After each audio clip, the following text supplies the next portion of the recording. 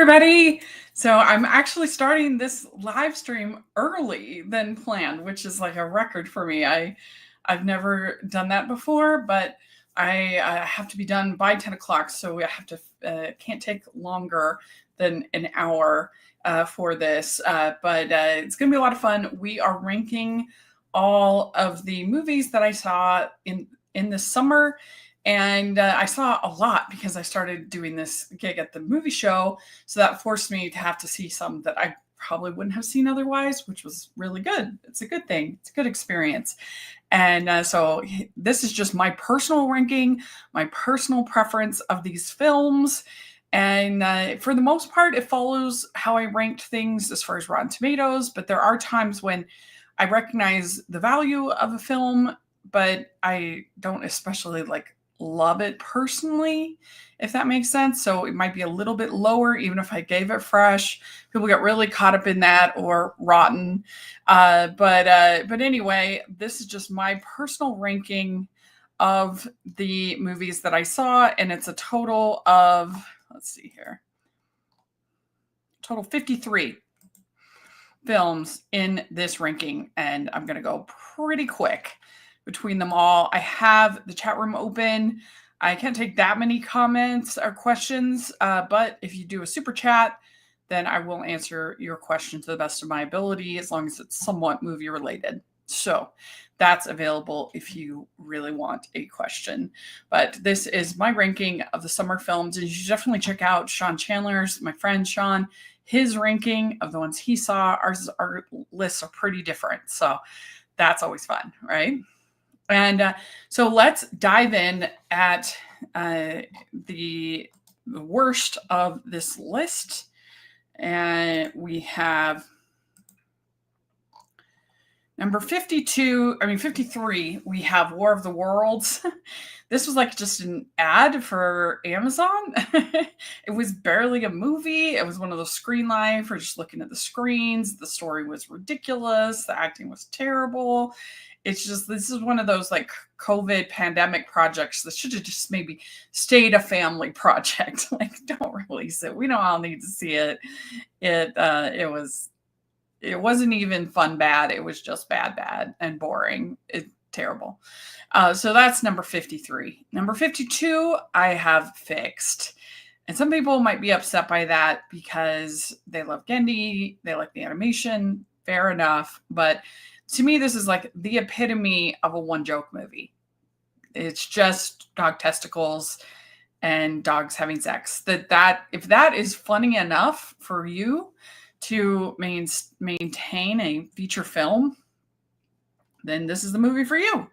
But man, it got old real quick for me. And I just found it painful to get through, punishing to get through. I wasn't laughing. I wasn't enjoying it. It has some really strange jokes as far as like this bizarre sort of rape joke that I don't know. I was just thought was just in very poor taste. I don't know. I can laugh at something that's puerile and stupid. I have some things on this list that are pretty stupid and vulgar, but I didn't laugh. That's the problem. And it was just the same note over and over and over and over again. I hated it. It was awful. So it was not for me. Another maybe hot take for me is my number 51 is Highest to Lowest, the new Spike Lee movie. I thought this was a total mess. Tonally, it's a mess. Plot-wise, it's a mess. There's so many ways in which the story makes no sense. The big conflict of how is he going to get the $17.5 million when literally earlier in the movie, he's like, well, could you only spend $300 million? And it's like, oh, should I do it? It's just my godson. It's not my actual son. Like, what? That is bizarre. And then there's all of this weird back and forth about the record business and this bizarre scene at the end when he goes to the studio where it's this person who abducted his son and godson and wants to kill him, like, as a bad person. Like, why would you go there alone, especially when you know where he lives and where the mother of his child, who has your bracelet, which you have photographed. Like, why wouldn't you just send the cops there? That makes no sense. There were just so many parts of the plot that were ridiculous. Like, there's a scene where he drops the ransom bag of money randomly. On the train, he drops the ransom. This is not a planned drop. It's a stumble. I fell, I dropped, and it lands exactly in the lap of the hostage person. Like, they happen to be just under the train at that moment. Like, there were just so many stupid things like that. And the music choices, the score was absolutely terrible. I rarely seen a movie that had such a discordant score that did not fit what was happening on screen. I thought it was absolutely terrible, and I can't believe that it's getting such good reviews. I don't understand it. I really don't. It was bad. So, highest to lowest, 51 for me. 50 is another unpopular opinion that is, I have Friendship, and a lot of people liked this. People thought it was really funny. I thought it was one of the most annoying movies I've seen. I wanted to leave. I hated the character. I didn't think it was funny. And so I have no experience with the character. Maybe if you have more of a history with this character or this actor, you might like it better. Evidently, other people do. I thought it was so grating, but not in a funny way. Like, annoying funny can be funny, but at least for me, it was just punishing. I really, really disliked it. So, Friendship for me is number 50. 49, another movie that got pretty good reviews that I hated, is Oh Hi. This is like supposed to be sort of a dark romantic comedy. This girl, she goes on this romantic weekend with her boyfriend, and they're up there. They're in the middle of the secluded forest, and he tells her, "Oh, I'm just in this for fun. I'm not in it for a relationship." So she decides to handcuff him to the bed and not let him go, to basically like kidnap him. And I guess that could have been okay as like a horror movie or as like a dark comedy. But where it totally lost me, especially, is that if it had just been the two of them, that's one thing, because she could have just been like unhinged. But then when two additional people come over and they play along and they're like, "Well, sorry, we could help you," is just absolutely absurd. Just your self-interest alone, you would want to make sure that he was not, you want to handcuff him, and you would not be associated. You'd go to prison, like, for being associated with this. It's absolutely ridiculous and not funny.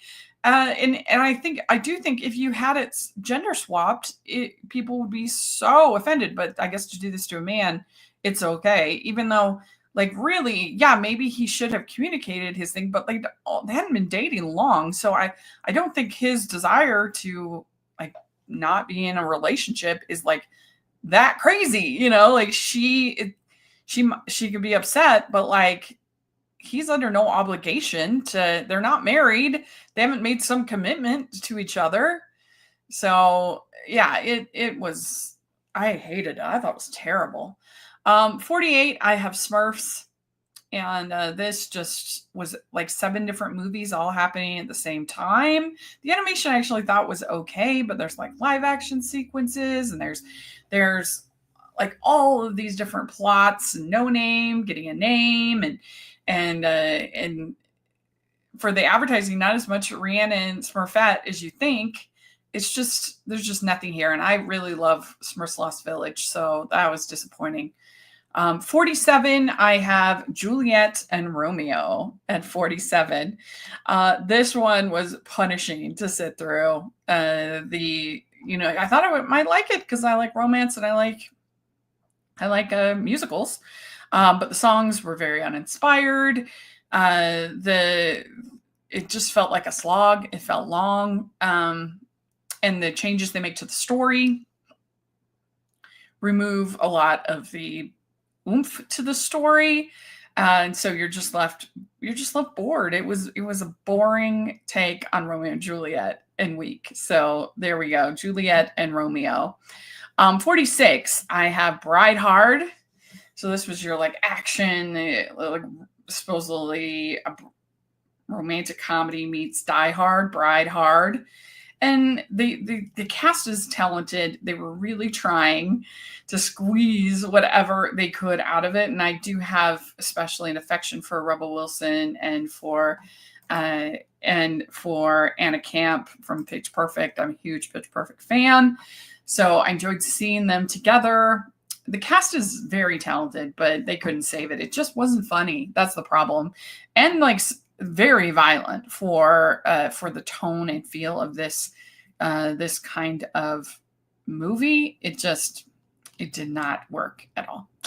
So that's 46. So now I would say that the next like 20 are all movies that I was mixed to negative or mixed to positive on. So not as negative, but still did most of them I went negative on, rotten on. Okay, so next I have The Life of Chuck at 45. This is like a festival darling. People love this movie. I don't understand really why. Like, I feel like most of its deep observations are so obvious. Maybe I'm just like more spiritually aware than the average person. I don't know. But like, I mean, the like dancing to the beat of your own drum, participating in spur of the moment, living for the moment, like that seems like very, very like basic advice, like nothing too profound that I haven't thought about a million times. And like to make sure that you understood this very basic life advice, they have the narrator telling you what it's all about and telling you how to feel. Like that was so weird, I thought. And I think that that there are some, I guess, nice moments, and I can see it. I think it has good intentions, but I just thought it was so heavy-handed and obvious and weak, and I don't know. Just I said in my review I thought it was existential nonsense, and I kind of still feel that way. And I tried watching it twice, and it was just a movie that's very full of itself, I think, and full of its own virtue. So, yeah, not for me, that's for sure. Number 44 is Night Always Comes. This has just been released on Netflix last week. Vanessa Kirby, she plays this woman who finds out that her brother is going to lose his house. His brother has MS, and that her brother has oh my gosh, what's wrong with me? Not MS, but her brother has a disability. I can't think of the name all of a sudden, my brain, sorry. But and so she is trying to get the funds to be able to save the house. And so it becomes this like gritty crime story, and it's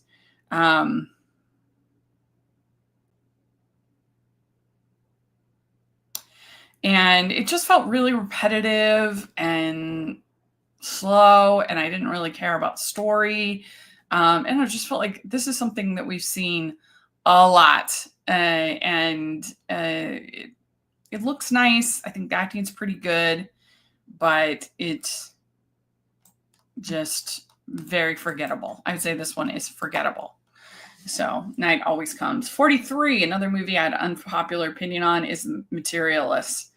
I just really, not only was it so disappointing because they made it seem like we were getting a romantic comedy and then we didn't get a romantic comedy, but I thought that the biggest problem is that to have this expose about the transactional nature of modern love and of singles, I think that you needed to have it either be funnier like Manhattan or Metropolitan, which I think were clear influences on this.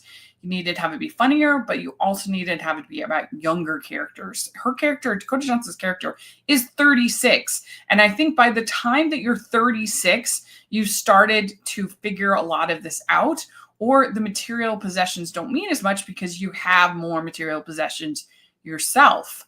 So you're a little bit more stable. And so you know kind of what you want. And I just thought that it really missed the mark, especially that whole sexual assault subplot, where that was used as kind of a cheap way to motivate her character to help her to care about the people that she's matching, which she shouldn't need her customers to be assaulted to like care about them. Like that's superficial. That's bizarre. And and then the way that they put down Pedro Pascal's character, because he has this height surgery, as if that means that he's not really a unicorn. He's like that puts him down. That's a way to kind of look down on him. When if you did the same thing for a female character who had had surgery, then that would be seen as like misogynistic. That would be seen as, and so that's supposed to be like her big moment, that she has like learned to not value those transactional things and those shallow things. And I'm going to go back to Chris Evans, who still lives with his roommates and still doesn't have, is just a part-time actor and slash waiter but he hasn't had height surgery like Pedro Pascal's character. Like he's authentic, when it's like, what? Like you're being just as judgy as your conclusion for this character as you're judging all of these singles for not being judgy. Like you're literally judging as your big breakthrough. Like I think it's weak. I think the script is weak. The performances are fine. It's well made. It looks nice, but I really didn't like it. It was not for me. So here we go. We got a comment. Hello, how are you? Long time no speak. Yeah, hi. I'm doing great. Really good. Very busy, but very good. So nice to see you. Okay, I got to go through more of these. All right. So 42, I have another simple favor. This only got this high because it did look really nice and the fashion was great. And there were some moments of camp that I did enjoy, but the story, and it just got more and more and more ludicrous as the story went along. And all these supposed reveals, it felt like every 5 seconds there was a new supposed reveal that was going to shock us. And what a waste of a great cast. It felt like, okay, everybody just wanted to go on vacation. Instead of why did they even make this? Who wanted it? Why did we? I have no idea. 41, I have How to Train Your Dragon. I guess unpopular opinion, I see no point in this.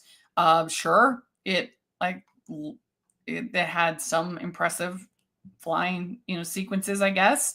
But I just don't understand. Like, it's exactly the same as the original film. The original film still exists. I can just watch that. Why would I watch this? I have no idea. It doesn't make any sense to me. I don't get it.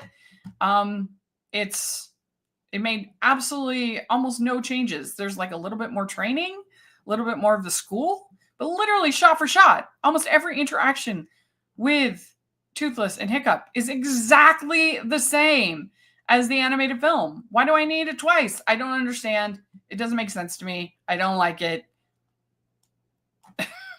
I'll never think about that movie ever again. I'll just think about the original film.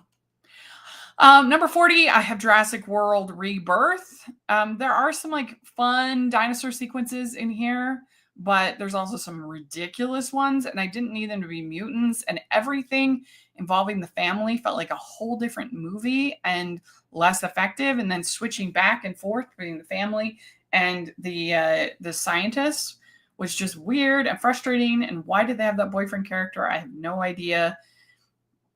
Yeah. So 39, I have Jane Austen Wrecked My Life. Another real disappointment. I was really looking forward to this one, but it wasn't that romantic and it wasn't that funny or insightful about Jane Austen. So all the things that it was purporting to do, I think it failed. It was about this writer who is doing this residency at Jane Austen House, and like her coming of age, kind of coming to herself, which I guess, but like it needed to be funnier, more insightful, and there is a romance, but it just wasn't very swoony or romantic. It wasn't. I don't know, it was just disappointing. It wasn't good in my opinion. 38. I have Lilo and Stitch. The ending was controversial. I have no idea why. It was ridiculous. Uh, I I mean, she just wanted to go to school. So people were helping her to go to school. She's not abandoning. She's literally there cuddling with her sister. She has a portal to see her whenever she wants. Like, what? I don't know. I just think that's an insane complaint. But whatever. It's fine. It looks nice.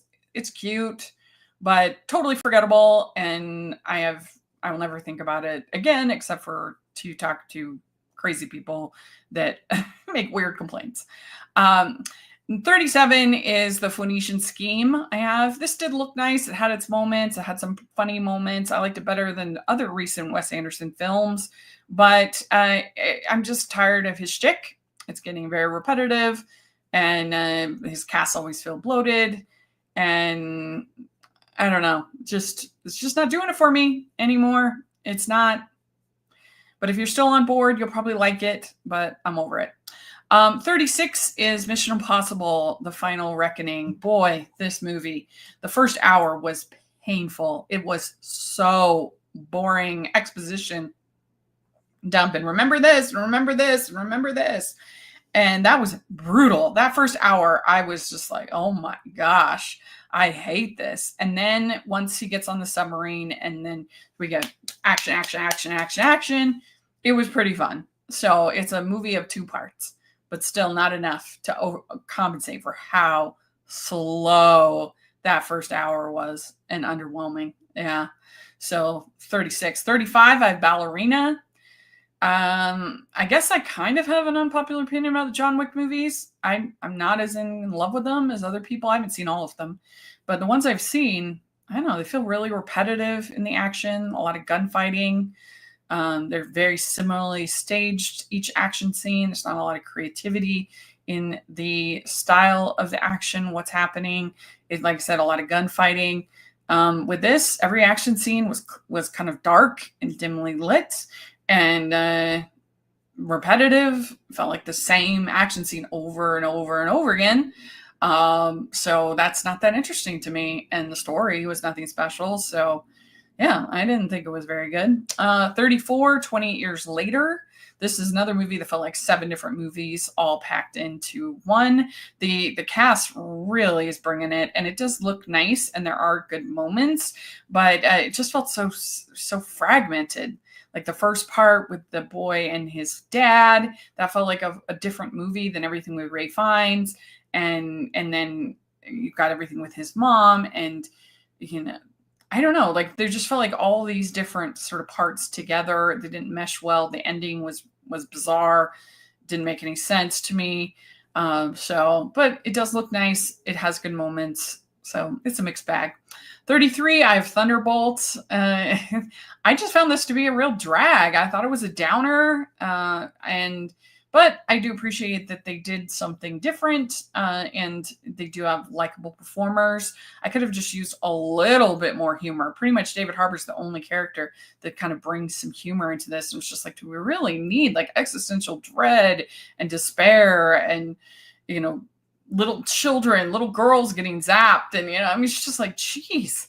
So I didn't love it like other people did, but I get it because it was fresh. It was different. So 32, I have Elio, and this was fine. It was a fine Pixar movie, but I think Elio is cute character, but this definitely felt like it was missing some of that adult humor that Pixar usually adds, the adult appeal family, making a real family film. This felt like a not as a pre-K, but like for little kids. This felt like for little kids. The design of the aliens, the sort of the shenanigans on the planet, all felt really young, which is fine, but just as far as my personal preference, it's not going to be that high for me personally. The animation, looked nice. It's okay, just kind of boring for adults, in my opinion. 31, I have Eddington. This was kind of a big old mess. Again, a movie that is trying to do too much. But I really was quite transfixed by the beginning, particularly recreating the COVID situations and the lines and the masks and all that stuff. There was something kind of oddly therapeutic to me about that. But it's very politically and messagely. It's very muddled in its message politically and otherwise. Like, what is he trying to say? Which side is he on? Who is he on? Which could be interesting, but it also kind of unsatisfying. Like it felt like a propaganda feast with no message, with nothing to propagandize, which is sort of weird. But it is well made, well acted. It has a lot. It's kind of tonally all over the place. The ending is bizarre. I don't know. 31 is Eddington. 30, I have Happy Gilmore 2. I did go fresh on this because I think in the world of Adam Sandler comedies, this is like pretty fun for Netflix, at least. Like I laughed enough times. It had like enough goodwill towards it. But it's certainly like a cameo love fest. A lot of those cameos I didn't even understand because I'm not a golfer. It was like watchable. And I think fans of the first movie, a lot of them will enjoy it because it's like hitting a lot of those same buttons. But could have been better. It could have been funnier. And I was probably grading on a bit of a curve because the Adam Sandler Netflix movies have been so bad that this was like watchable, which maybe isn't fair, but there we go. 29, It's Never Over, Jeff Buckley. This documentary about the musician Jeff Buckley. This is like your super standard sort of tragic, we lost him too soon kind of music documentary. I don't know anything about Jeff Buckley except for a Hallelujah song, which thankfully they didn't play that over and over and over and over again because that song's overplayed. It's a pretty song, but I don't know. Just you can only hear it so many times. But it's interesting to learn about him and his life and his sad drowning. And he only got to do one album and the impact of that album. All of that. If you're a fan of his, you definitely will like this. It's well done. 28, I Know What You Did Last Summer. I had never seen the original, watched the original, and I was especially impressed by the whole scene of Sarah Michelle Gellar. I was very impressed by Sarah Michelle Gellar's character when she's running and being chased. That whole sequence was very chilling. And her like sense of paranoia, always feeling like she was being watched. Like that's scary to me. That was effective. But as far as the new one, I thought it was like a basic but entertaining little slasher. To me, it had like some fun kills and some fun sequences and the cameos, and it's not great. I totally understand why people didn't like it or didn't love it because it is a cameo fest and it is like playing on nostalgia and things like that. But I thought it was like a serviceable little slasher movie. So 27, I have Megan 2.0, higher than a lot of people. I thought this was campy. I thought it was funny. They definitely shouldn't have abandoned their horror roots, the slasher roots of the original film. That was a mistake, but I still had enough fun with it that I enjoyed it. 26 is where I have Weapons. So people are going crazy about this, and I can see why. It's very well made, well acted, and it's a movie I could picture growing on me over time. But the Rashomon style of it didn't fully work for me. It did feel repetitive and a little slow. But it's creative, it's different. I get it. So I have it at 26. I did go fresh on it. 25, I have Americana. This tells like 6 or 7 different stories. and they're all set in sort of the West, and they're all gritty, very violent. The carnage is high on this. Sydney Sweeney is being billed as the lead, but she's just one of the part of one of the stories, and she's gagged for a lot. This is not like a sexy role. But she is good in it. And it was overall, for what it was trying to do, I think it was well done. 24 Went Up the Hill. This is a relationship drama about this man who comes to his wife, it's about this man who comes to his mom's funeral, whose mom had abandoned him as a child. And so he has all this mixed feelings. And then he meets his mom's wife. And so she's grieving, and the two of them kind of grieve together. It's basically like a little play, kind of. It's just a two-hander, the two of them, for the most part. There's a few other roles, but most of the time it's just the two of them in this house, and then they get possessed by the mom. So sometimes she's talking through him, sometimes she's talking through her. Those different scenes. I thought it was pretty creative. The references to Jack and Jill are ridiculous. That's the Went Up the Hill part of it, but it looks good if you're interested in something sort of artistic and ambitious. Well, I think it's worth a watch. 24. 23, I have Karate Kid Legends. I thought this was entertaining. I'm a sucker for underdog sports movies. It does have all of these weird tangents, like why it's become a boxing movie. I don't know, but it did have a very likable cast, and I enjoyed it. 22 is Together. This is the grossest date movie that you could go on. The combining of their bodies and being drawn together, I think the chemistry worked, and it was definitely made you squirm. It was fun. 22. 21, I have Freakier Friday. I think this was a pretty good legacy sequel. I think that the idea to have all four was fun. The chemistry between everybody, the jokes were pretty funny, particularly I thought involve anything at that record store involving Jake. I thought was funny. And yeah, I mean, it wasn't perfect. The script wasn't perfect, and I think it would have helped if there was more switching and more kind of understanding between these four characters. But overall, for what it was trying to be, I think it was pretty good. 20, I have Tornado. This is an indie. This is a beautiful looking movie. It's set in the Old West, and there is this girl whose father gets killed, and she is a Chinese girl in the Old West, and she's a trained like samurai fighter, and so she kind of goes on this revenge. She's also protecting this money that her dad had found. This is a beautiful looking movie. It is pretty slow. It won't be for everybody, but I'm glad I saw it. 19, East of Wall, another sort of Western. This is modern day. It does feel like a documentary. It reminded me a lot of like Nomadland or The Writer. These are real people in these roles, not trained actors in a lot of these roles. And about this woman who's running this ranch to help save horses and also people. And so, yeah, it was well done, moving. Good job. 18, I have She Rides Shotgun. All these indies are starting to feel very similar in tone and feel. It's another violent movie about this ex-con who has his daughter and is on the run. And it's very bloody, very violent, but quite effective. I think well done. Another Western, 17, The Last Rodeo. This one isn't violent, but it is a Western.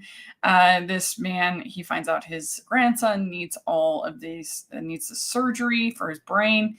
And so he enters the rodeo, even though he's a senior citizen, and he starts the training and everything like that. I think this was well acted. I think the story was pretty good. It was well done.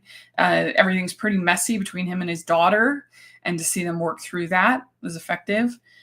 So yeah, 16, I have Red Sonja. I never thought Red Sonja would be so high, but I thought it was entertaining. Like, yeah, made on like a nothing budget, so the effects aren't that good, but I think they like use that in their advantage and make it like a B movie, make it entertaining. The lead, Matilda Lutz. Yeah, Matilda Lutz is good, has charisma. The prince is pretty hunky. I don't know, for what it is, I thought it was an entertaining adventure type story.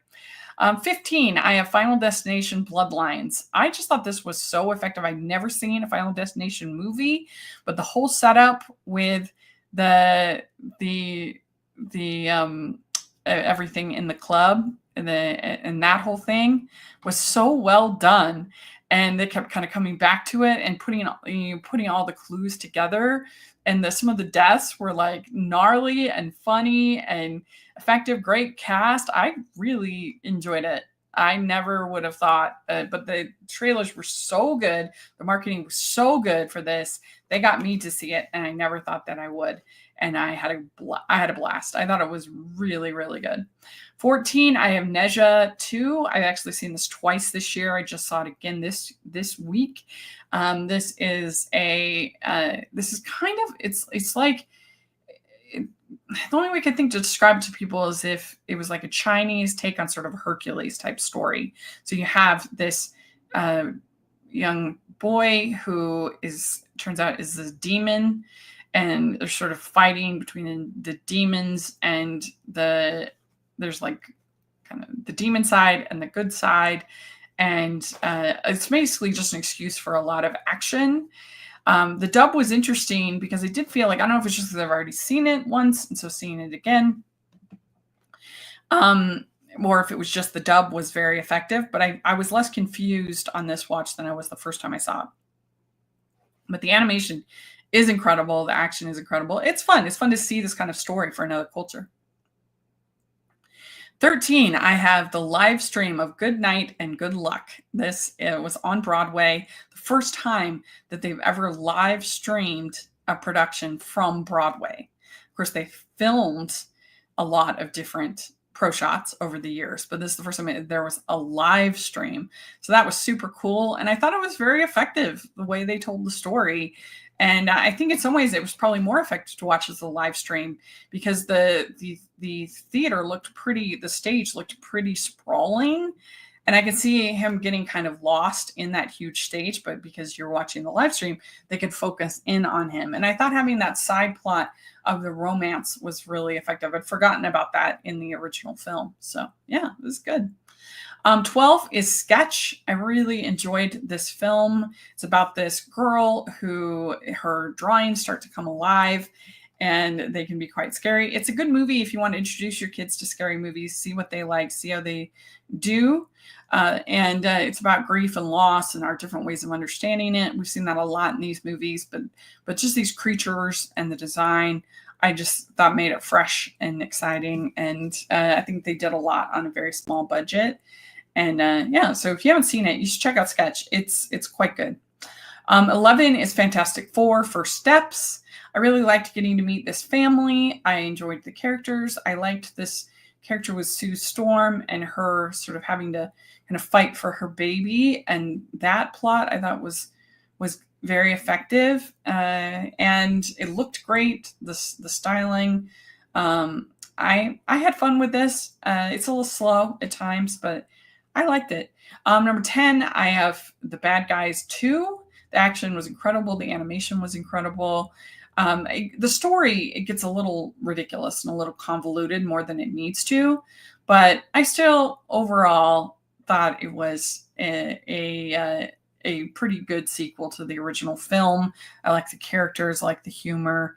And the animation's incredible. Number 9, I have Nobody 2. I like this. It seems like way more than other people. I liked the camp value of Sharon Stone's character as this villain. I thought that each action scene felt fresh and different, new. And so you weren't seeing the same action scene over and over and over and over again. I liked that. That was exciting. And it had enough sort of, like I said, camp and fun to be entertaining. Number 8, I have Snoopy Presents a Summer Musical. If you haven't seen this, it's really, really cute, really entertaining, great songs. Love the animation. They've just done a great job with these Snoopy Present little featurettes over there at Apple. So then number 7, I have Superman. I really loved the rom-com vibes of the chemistry between Superman and Lois. And I thought that they did a good job of keeping the heart and soul of Superman in there, and his having to kind of fight for it and things being challenging, I thought really worked for the character. So overall, I just enjoyed it. I thought it was entertaining. It has its flaws. I get that. Some of the storytelling can be a little messy, and you know, I'm sure comic book accurate fans have their complaints, but I thought it was good. Number 6, I have Nanas. This is the one that flew under the radar because it went straight to Netflix. I so wish it hadn't. Charming, with Vince Vaughn starting this restaurant and hiring these Nonas to make their food. These Nonas are so entertaining, so funny. The romance was really good in it. Of course, a lot of food that looks delicious. Very entertaining. Number 5, I have K-pop Demon Hunters. So much fun. And I've said this before, but I really think that this is what the 2016 Ghostbusters could have been. You've got all of these, you know, you've got all of these quick talking women with chemistry together that are fighting demons. It's very similar to fighting ghosts. Of course, then you've got these great songs, incredible animation. It's just entertaining. This is very entertaining. Number 4 is Good to See You. This is a featurette that Jonah Feingold, director, he made an homage to the romantic comedy. Him and his friends basically filmed it in Central Park in New York City. You can watch it on YouTube. It is very, very fun. The dialogue is good. It's a nice homage to the romantic comedy. There's a lot of things that, like the ending is all this rain, and that was just by chance. It happened to be raining. I have a whole episode of Hallmark's podcast about this with Jonah Feingold, so you definitely want to check that out. But it was really charming.